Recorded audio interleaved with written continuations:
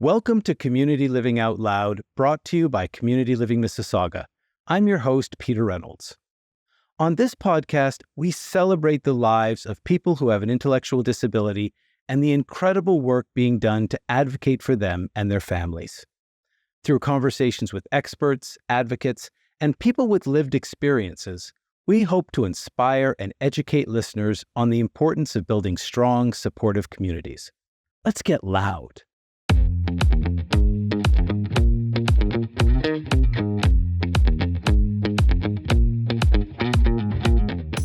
Independence, the ability to live your life without being influenced by other people, to make your own decisions, even your own mistakes.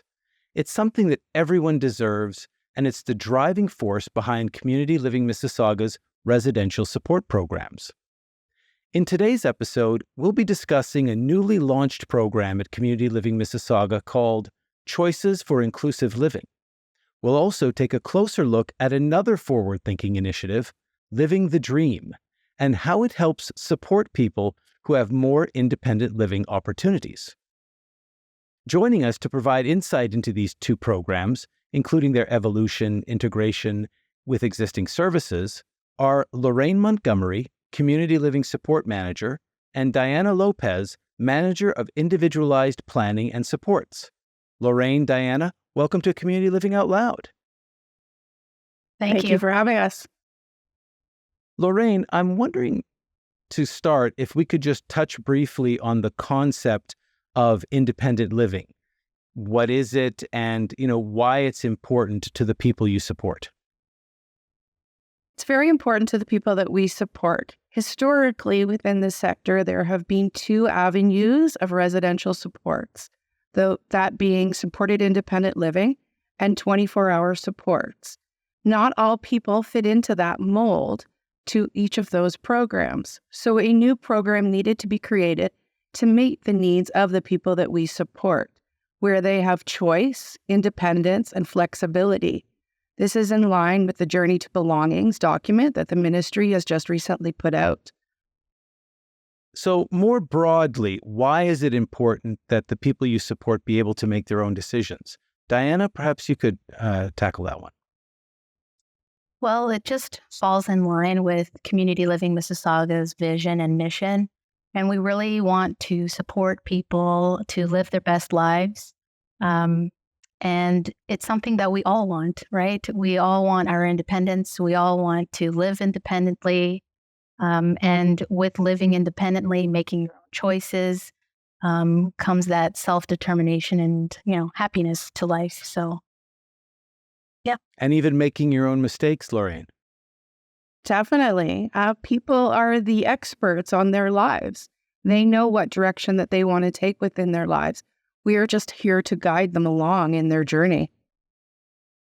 So, speaking of guiding them along in their journey, I think we can segue to talking about this new program, Choices for Inclusive Living, which is outside of your existing supported independent living and 24-hour group living. Lorraine, I understand that you're the pioneer of this initiative. Can you talk a little bit about it and how it came to be developed? After doing a survey of our current services that we provide at Community Living Mississauga, we were able to identify that there were a large amount of people who did not fit into the formulas of 24-hour support and supported independent living. Supported independent living is up between 5 and 15 hours of support per week, whereas 24-hour support is 24 hours of support per day. However, there are a large population of people who are within the middle of that spectrum, who need more than 5 to 15 hours a week, but less than 24 hours. So this program is being explored to meet the need of those people. In addition to that, we have people who are living in supported independent living, who are aging. Their support needs will change as they age, needing more support. Alternatively, we support people who are in our 24-hour programs, but as they learn new skills and create more independence for themselves, they may not need the support 24 hours a day.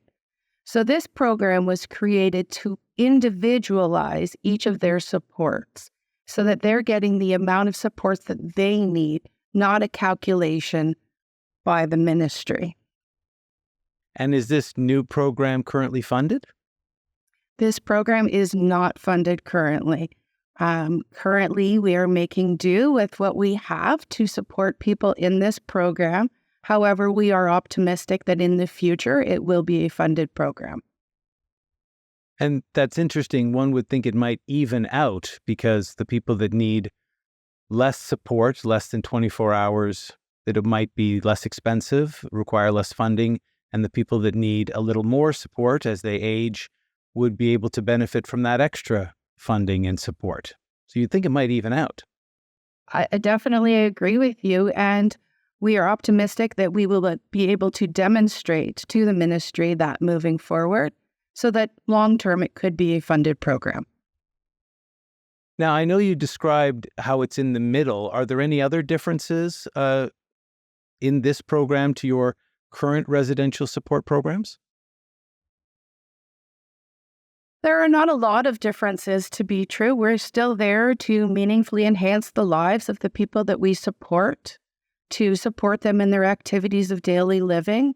We are just there based on what they feel they need for supports, what they have identified as their needs are for how many hours that we are there to support them.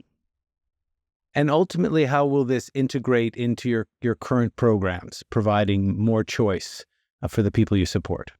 Well, we are very optimistic that this is a segue to the other programs. As people age, they may be able to move from one program to the other as their needs increase. Or as their needs decrease, they might be able to move to supported independent living so that it becomes a continuum of support, not a pigeonholed support for that person's life. So that sounds like the conversation is ongoing. Once they're in a particular program, that's not the end of the story. It's a constant conversation as to where they are and where they need to be. Definitely. And where they want to be, I should say. That is key, where they want to be. Not all people want to live in a home with 3 other people. Some people can only successfully live by themselves. It's too much stimulation to have other people around with them all the time. So they need that seclusion in their own apartment in order to be successful in the community.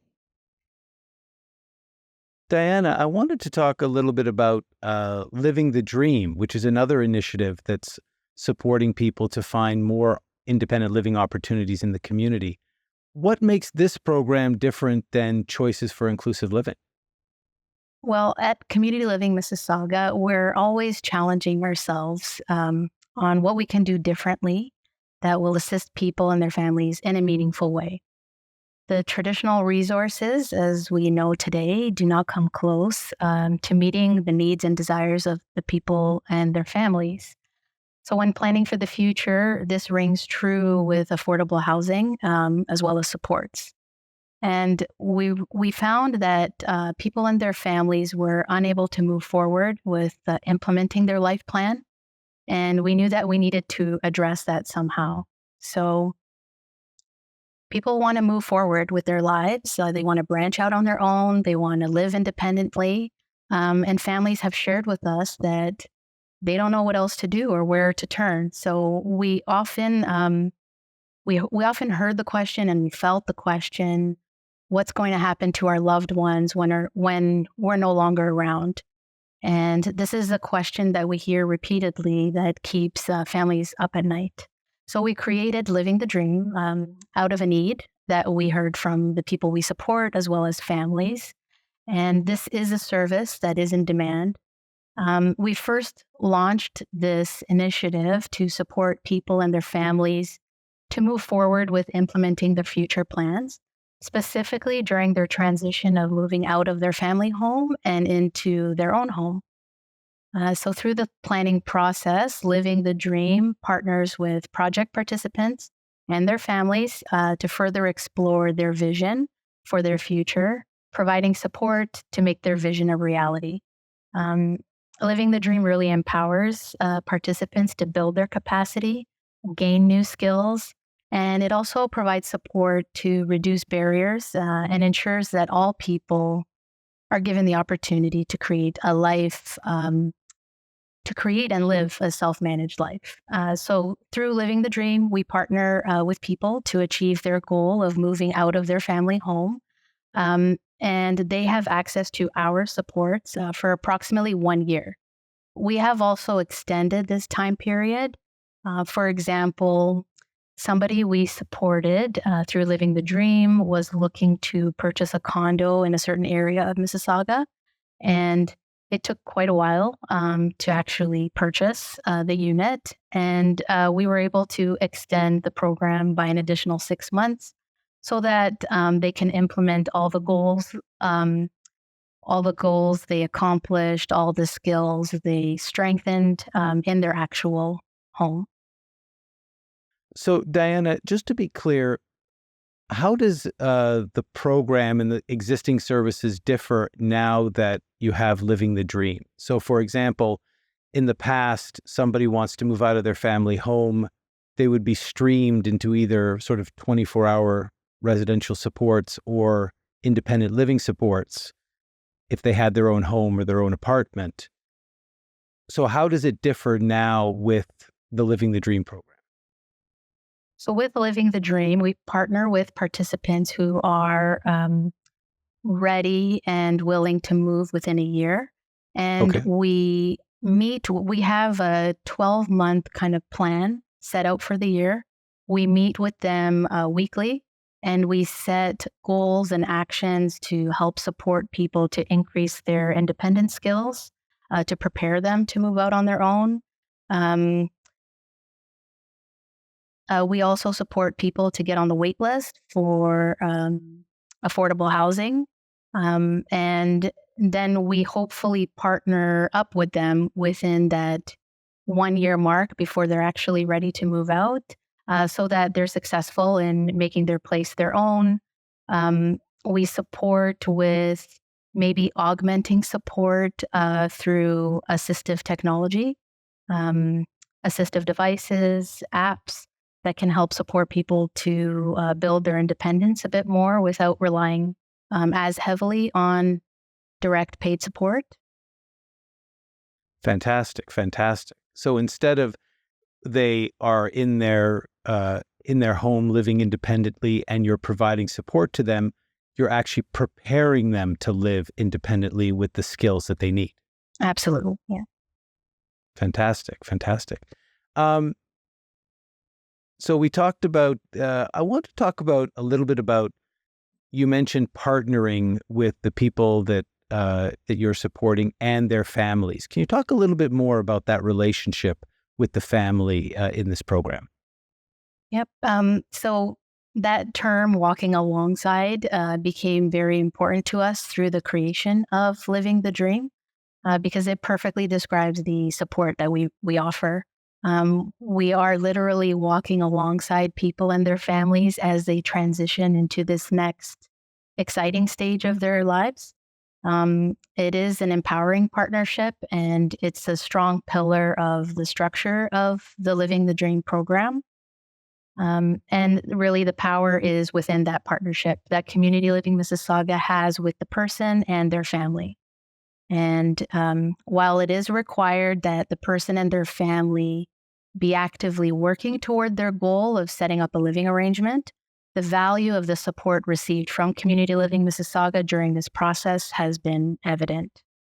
And it's through this walking alongside the person and their family where we provide support through access to information, guidance, education, and suggestions. And we walk alongside the participant during this pivotal transition time. Can you tell me a little bit about how many people have participated, or do you have a story that you can share? So we've had over a dozen people already participate in Living the Dream. And I want to share the story of our first participant. Her name is Sassy. And at the time, she was living in her parents' home with her parents. And her parents actually played an instrumental role in her future plan, because when she was young, they purchased a home and they rented out the home, thinking that, when she was ready to move out, that they would get rid of the renters, renovate the place, and then Sassy would have her own place to live independently. So they had that plan already in the works. And her mother, Nyana, joined one of our family groups that focuses on future planning. And that's where she learned about living the dream. And she thought it would be amazing if we could partner with them to support Sassy to move out into her own home. And the rest is history. So Sassy renovated her place. We supported her to look for a roommate, get a roommate contract done, find out what she actually wanted in a roommate. It didn't really work out in the end. Sassy, she learned that she didn't want a roommate, that she was happy living on her own. And the roommate also realized that she wasn't ready to move out on her own. So it all worked out, lots of learning on both parties. And instead, Sassy and her family transformed the basement into a separate unit that they could rent out. And this family pays a discounted rent in exchange for a type of supportive roommate option. So they have a contract where once a week, this family has dinner with Sassy. Sometimes Sassy hosts upstairs in her place. Sometimes they host downstairs. And once a month, usually they plan something to do out together. And at least they're watching each other. If, roommates need anything, they're kind of there. Rather than that complete divide where they're just renting the basement apartment and then you don't see each other. So that's worked out well. Sounds fantastic. I mean, you have the trifecta. You have independence, support, and integration with the community in that situation. Yeah. And Sassy's just really proud of maintaining and landscaping her garden. She's really proud of keeping her place clean, remodeling as she enjoys to do so. And she knows her neighbors. Her neighbors know her. And we've supported her to incorporate certain technological devices to help her feel safe in her home. So, for example, a doorbell camera helps her feel more confident that, if she doesn't want to answer the door, she can see who's there first. Before reaching out, using an app to order her groceries, and things like that. Fantastic. Where do you see this program going? What's the future for it? My hopes are that the ministry throws funding our way so that we can really grow the program and support more people. And hopefully there will be more access to affordable housing and resources for people so that they have access to the means of moving out of their family home and living on their own. Because as we've seen, many families we support are aging, and families are a lot smaller these days. So it's difficult for people planning for the future. I'm just wondering, for people watching this, particularly parents, it has to be scary, this idea of having somebody, your child going off on their own in any situation is scary.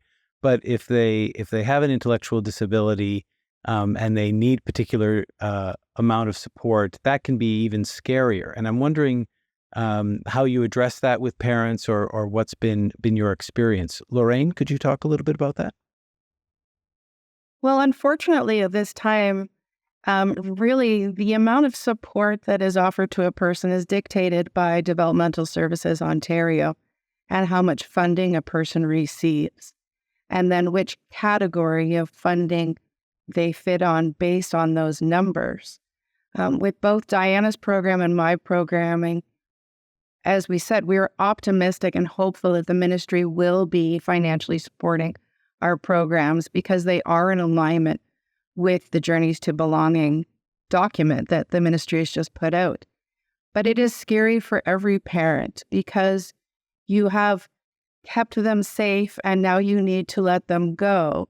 And depending on how much support they're receiving, they may be alone by themselves sometimes. And that's why it is our goal to increase their independence, to teach them the skills that they need, so both the person supported and the families feel comfort in knowing that they have those skills. Diana, anything to add? I just wanted to add one thing that has been very successful has been the introduction of creating a circle of friends. So we meet with, this kind of helps parents and family members let go a little bit, where we bring everyone in that is close to the person.